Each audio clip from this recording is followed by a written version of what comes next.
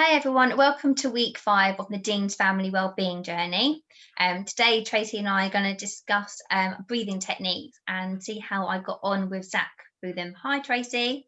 Hi Nadine. Yeah, I'm really excited to hear how you got on. I watched the clip with Zach and that was great. But first, I want to hear a little bit about your self-compassion and how it's going. Yes, okay. So I have come out of my negative circle. Well, I think I have. Yeah. Well, I need to catch up with some soaps, but I'm not doing it at the moment. So I've had lunch with a couple of friends. I went to Primark the other day with my sister. That was just huge. It was really scary actually with a mask, Mm, and you're not allowed to try clothes on, and it was quite busy actually. yeah. But we did it, and I think without my sister being there, I don't think I would have gone in. I think I would have just gone back to the car. No, it's quite daunting. It really daunting, but I needed to get a scarf basically for the school run, and I was like, right, I need to get a scarf. But that's done, and I feel like I'm making sure I'm making plans each week. Brilliant. This week I haven't really made plans, and probably tomorrow we're going to go out as a family. But the weather hasn't really been on my side, so No. and I'm not Yeah. one to go out in the rain because of chest infection and stuff. But it Yeah. is on my mind that I haven't been out this week. So I know that because it is on my mind to do so, Yeah. I know that I'm making sure I'm not going back into that circle of Yeah. negativity. It's that self-awareness that's so important, isn't it? And like you say, yeah, sometimes you don't want to catch a chest infection, you don't want to go out if it's wet and damp. But if you can't do that, you can still maybe make a phone call, you can still, connect up other ways. So it's just making sure that you're still doing those bits as well. Yeah, I made it got yesterday actually. Is it yesterday or the day before? We went to I drove to his nanny's house just for a Oh, cup of coffee for an hour. yeah, That brilliant. was nice. So that surprised Nanny too. So she was very impressed. Yeah, brilliant. And Um, it helps other people because they're all struggling as well. So when we're Well, linking she was up, over the moon to see us. I think because we just yeah, showed up, we just literally went, we'll go and see if she's in. If she's not in, doesn't matter, but if she is, bonus. And yeah. she was very happy. Oh, that's brilliant. That's really good. And how about the breathing exercises? Tell me about that. So I'm not sure if everyone saw it, but Zach, I got Zach to watch the Zoom and the techniques and let him decide which one he liked. And he wanted to stick to his own. However, the other day we had a little bit of a not an argument as such, is when you try and tell Zach to come off Xbox or if anybody one's got any games console, it Yeah, becomes a little bit of an argument of yeah. one more game or 5 more minutes. And I was just like, no, Zach, no more. And all of a sudden, out of nowhere, he did this lined breath, like the claws come out, his tongue come out. It was really like an angry, really Yeah, angry breath, and it took me back a little bit, and I thought, well, I can't tell him off, and because to me that's him calming himself down. yeah. But then I felt like he was mocking me a little bit by Right. doing this action. So Yeah. my reply back was, I looked really stupid. So I did it back to him, and then Oh, we both brilliant. just laughed because obviously I looked really, really stupid, and I think it shocked Zach probably as much as it shocks me. Him doing it to me, I did it back to him, and we Yeah. both just laughed. But he come off Xbox. There was no argument. There was no. It was like we just laughed at ourselves for being. Wow. I'm not sure I Yeah. could do it in public, Tracy, if I'm honest, because No. I did feel really stupid. I will be Yeah. honest, Yeah, but yeah. on a positive note, it didn't end up with Zach storming off, going to his room. It just led to him turning it off, just looking at me and going, "You are funny, mummy," and then him Yeah. grabbing his book. But part of me Yeah. was like, "Okay, I think I've done that right." Yeah, But that do you know what? It's hard, isn't it? Because the first few times you do it, you do feel really, really silly. You do. But the lovely thing about that story is that it had a happy ending, didn't it? You yes, didn't it did. have the outcome that most of us normally have when we're trying to get a kid off a console and it ends up with you getting frustrated, they're getting frustrated, your voice is raising, they're stomping off, all of that. You had a better ending, didn't you? Oh, Because you much better. I just didn't yeah, know how to take him doing the line thing. I wasn't sure if he was trying yeah, to be narky, yeah, or I wasn't too sure. And I thought, well, I can't. I mean, he's watched the video. I've told him about the breathing technique. For me to then say, no, Zach, it had been wrong. So I thought, well, I'll do it back because I didn't know what else to Yeah, do. So I you did. did. You handled it exactly perfectly. Oh, that's okay then. The thing is, yeah, there's a chance that he could have been doing it, to annoy you, or to prove his point. Actually, it doesn't matter, because he used the exercise and he got rid of his frustration and vented it in a positive way that calmed his brain down. And by you reacting in the same way, it ended in you both laughing. And the lovely thing about that is that instead of the outcome being really negative and you and him being disconnected, you still got the outcome you wanted, because he came off the device and went and did something else. So you got the outcome you wanted, but your relationship with him was strengthened because you had fun together. So for me, although it seems really counterintuitive, it seems like the opposite of what you should do, because you think, oh my goodness, they're not doing what they should be told. There needs to be a consequence. I need to raise my voice. I need to get them to do what they're told, because that's how we've been conditioned as parents, that that's what we should do. But actually, what we know from the research is we can really help our children's well-being when we take a different approach, and we can help our connection with them by actually using a bit of warmth, a bit of humour, a bit of playfulness, and actually you still get the outcome you want, but you've done it in a way that strengthens your bond with them. So that was fantastic, and I know you feel really silly doing it, but hopefully the more you do it, this is my experience, because I felt silly the first dozen times I did it, but the more you do it, the more you kind of, it just becomes second nature. It's like anything, it's just a different habit you've got to learn, train your It just brain. felt strange not telling him off, or Yeah, it becoming that. It was just like I just didn't know what to do to reply to him, and I thought, well, yeah. I'll just do it back then, and that's what I did. Yeah, that's fantastic. That was really fantastic. And obviously, those things aren't always going to work. And anyone watching this who thinks, "Oh my goodness, that'd be difficult for me." We are going to be looking later on as we go on about different ways of managing difficult behaviour. So by no means am I glossing over that now. We are going to come back to it, I promise. But what I really wanted to think about today was just reminding ourselves of the power of being playful with our children, because we're so, especially right now with this pandemic and the pressure of winter coming, the weather turning, it's damp, it's miserable, it's cold, we don't know if there's going to be a lockdown, we don't know what's going to happen. Everybody's feeling a bit low, and that includes us, and that includes our kids as well. So any moments where we can have playfulness and just get on their level and make ourselves look silly and have fun with them, so helpful. Do you remember the video we watched way back on toxic stress, where she talked about those little things like playing I Spy, reading a story, having a cuddle, all of those bits? You think they're really simple and basic, and like, well, I haven't got time for that because I need to get the washing done, or I need to do this, that. But those things are so powerful in reducing your toxic stress, reducing their toxic stress, and strengthening your bond. So No, you're right, actually, because I've recently been playing Snakes and Ladders with Zach, and at first I kept saying, no, I need to do the washing, or I need to do the dishwasher, or I need to put dinner on, and and him being an only child, he's got no one to play with, and he won't play his games on his own. He needs that little bit of encouragement. So he helped me put the washing on, as we discussed before, I think, actually. He helped me put the washing on, and him pressing the buttons he absolutely loved. I was like, press that one and then that one, and then I play Snakes and Ladders, because then he knew what I had to do. And even after Snakes and Ladders, I mean, I don't really like Snakes and Ladders, and I always lose against him. I don't know how he does it. But it made him really happy that I was just sitting on the floor playing with him. And it was him who said, is the washing finished now? And we can hang that up now.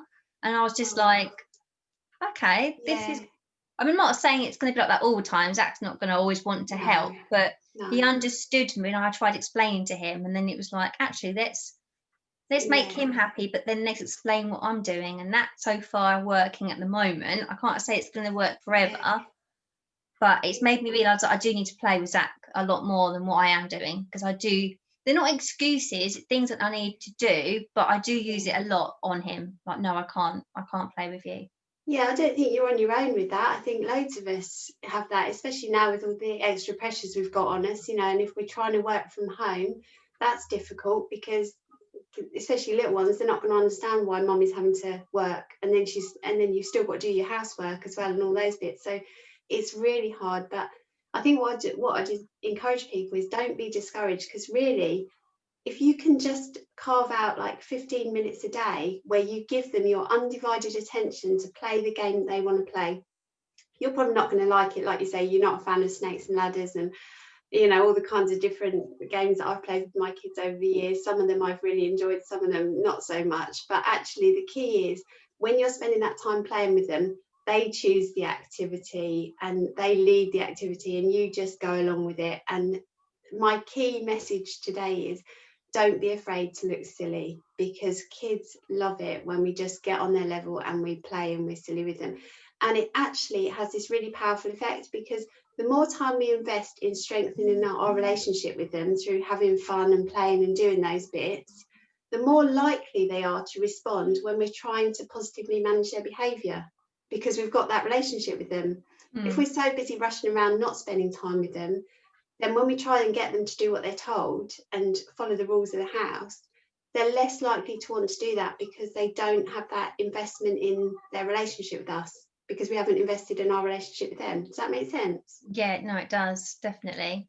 So it's kind of, so if you can be thinking in the back of your mind, okay, I want to build up that piggy bank, I want to fill it with good things of quality time I've had with my child, so that when I do need to put boundaries in, I'm more likely to be able to get them to respond positively. And that's a great idea if you get them joining in with the chores, because what most kids want most of the time is they want our attention, they want to connect with us. So if you can get them to say, well, you know, I need to do this, come on, why don't you help? Because the quicker we get it done, the more time we've got to play. Yeah, they'll love that. And even if they think, especially the older ones, but like, no, actually, I don't want to do that, I'm going to go off and play, and when you're ready, come to me. You've still shown them that you want to spend time with them, which is the important bit. They choose not to take it, doesn't matter so much, but it's the fact that you've offered, isn't it? Yeah, no, that's good. So yes, this idea of don't be afraid to make yourself look silly, especially if you're just at home on your own with the kids. There's no one there, no one's even going to see you do it. No. So, and going back to the breathing exercises, if we can just get in the habit of doing those every day with our kids, just, you know, if you had snack time, or you're just about to have story time, or you've done different things, and before that or after that, just tag on a little, oh, should we just practice our breath? Which one are we going to do today? Are we going to do the balloon one? Are we going to do the bee one? Are we going to do, and just spend a couple of minutes running around the room with them doing the activity and being silly. Then when they are stressed and they need to do a breathing exercise to stop them flipping their lid, they're already in the habit of knowing how to do them, and they will be able to do it a lot easier. So that kind of building it into their routine every day is really, really helpful. And they can make up their own ones. They, you know, they might do one, you might do a different one. But yeah, this combination of teaching the breathing and playing, so helpful in everyday life to reduce the stress, which we could all do with more of right now, I guess. Yes, definitely. Yeah, lovely. Oh, that's brilliant. Well, what I wanted to do is build on that theme of strengthening our connections. So Okay. there was a couple of bits that for me are really helpful, and the main one is empathy. It's just being able to connect on an emotional level with our children through empathizing with them. And I think for a lot of us, we do that all the time with our friends, but for some reason we're not so good at doing it with our kids, because we kind of, there's sort of, again, this conditioning of like, the parents here, the child's here, the child should do what they're told. And actually we're all people, they're just little people, but they have the same emotional needs that we have. So the same way that we need people to understand that we're feeling stressed and give us that support, exactly the same for little people as it is for us. So it, again, this is another one where it's different to probably how you would act usually. So it's another one where you're going to think, oh, I feel a bit silly doing this. But the more we can connect with our children and provide empathy, the more powerful that is in strengthening our connection. So if I just think about an everyday example, if, you know, the little one's building a tower out of Lego, out of Duplo, and then their big brother or sister comes along and knocks it over because they find it funny, which is the usual scenario in most households. And then the little one will get really, really frustrated and tearful and angry and upset, and they'll be, they'll just be ranting about it. As parents, we want to just make that situation all right as quickly as possible. So we'll just be like, oh no, it's only Lego, it doesn't matter, we can build another one. And then we'll be ushering the bigger child out the way so that it doesn't escalate into a fight or whatever. And we're very keen to fix it and make it all right. Whereas what our little one needs in that moment is for us just to take a second, literally crouch down to their level, get on eye level with them, and just acknowledge how upsetting it is that they've spent all that time and effort making this brilliant tower that they're so proud of, and then their brother's knocked it over. Because that's what we would want in that moment. We would want somebody to go, oh, all that hard work, all that effort, and now look, it's all over the floor. We'd want somebody to empathise with us, and that's the same with our children. And it's a bit like the power of reducing things by using humour and playfulness. We can stop things escalating when we empathise with our children and we really acknowledge that in that moment they're feeling really upset about what's happened. So the same would be if they fell over and they grazed their knee.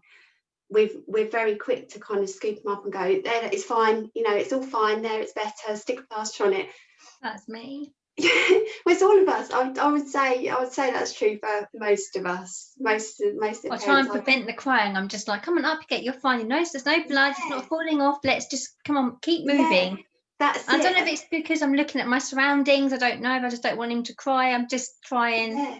Come on, you just want it to be all right, don't you? And that's the same. And this is why it's so helpful to have that awareness of our ACEs and our triggers. And this goes back to this thing. It's so important to us to make everything all right, and that people around us aren't judging us. And we've got those default settings, and it's just being aware of that and saying, actually, really, what people around us think, not so important. What's the most important thing is my connection to my child, and right now they're hurting. So if I need to just stop what I'm doing and sit on the floor with them and cuddle them and just go, wow, that was really a shock, wasn't it, when you fell over, and it must have really hurt, and you just connect with them for a minute in how they're feeling, then of course you're going to be able to say, right, you feeling okay now, let's get you up, come on, let's do this, you can move them on. But it's that little moment of empathy that I think as parents we're not so great at doing, because it's maybe not something we had when we were growing up. I have to admit though, it's my best friend that fell over. Yeah.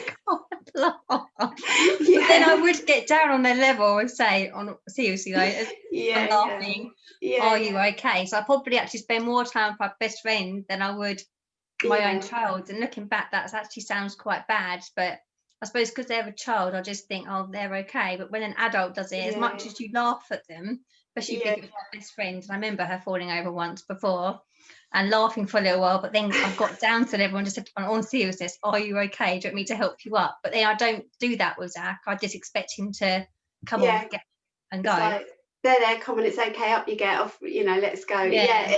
And it's do you know what, that is a normal response. And a lot of the things that we're looking at on this well-being journey will be things that you think, oh, okay, yeah, I hadn't looked at it like that, okay, yeah, let's try this differently.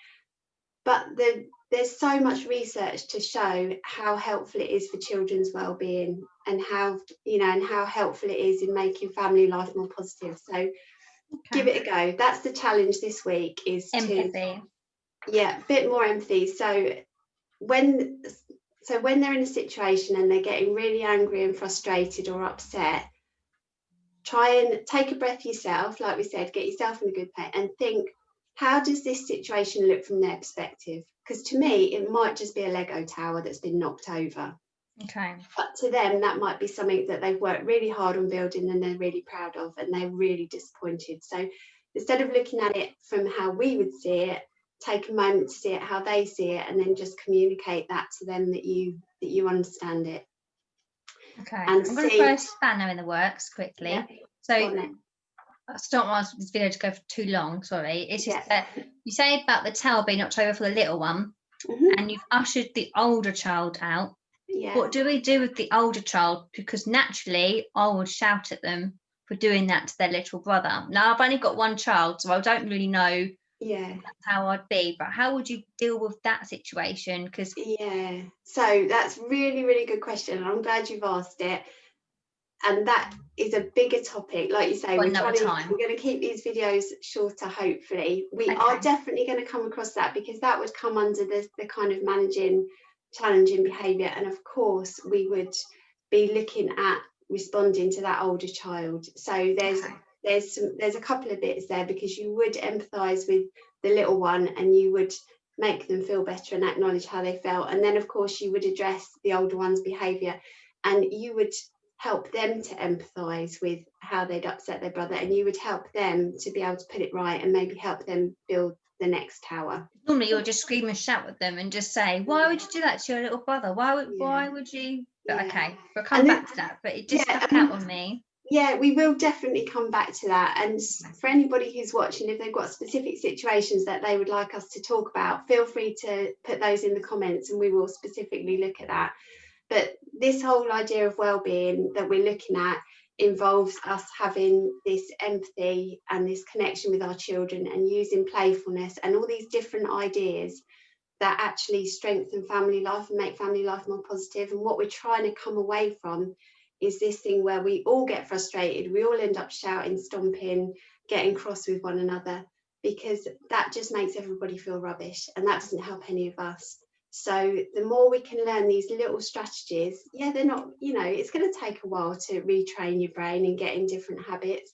And it's not going to go from being quite stressful and difficult to being like Disneyland perfect. Of course it's not going to be, but actually these little changes that we can make every day, they are going to make real big differences in the long run. So stick with it.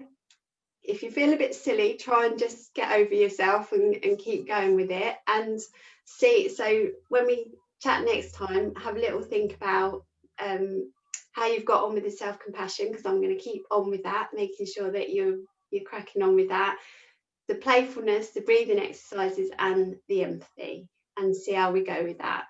Okay. Brilliant. All right, thanks Nadine, it's been great to chat. Brilliant. Thank you very much. Okay, take care. Bye. Bye.